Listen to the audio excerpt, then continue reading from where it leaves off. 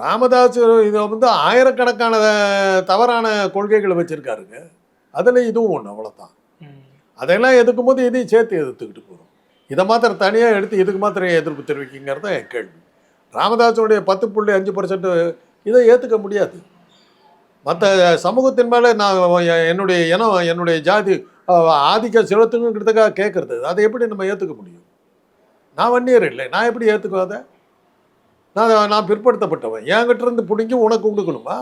நான் என் ஜாதி பிச்சை எடுக்கணும், உன் ஜாதி பணக்காரனாக இருக்கணுமா? ரெண்டாவது, நீ யார்? வன்னிய குல சத்திரியங்கிறது இது எப்படி இடஒதுக்கீடு நீ எப்படி கேட்கலாம்?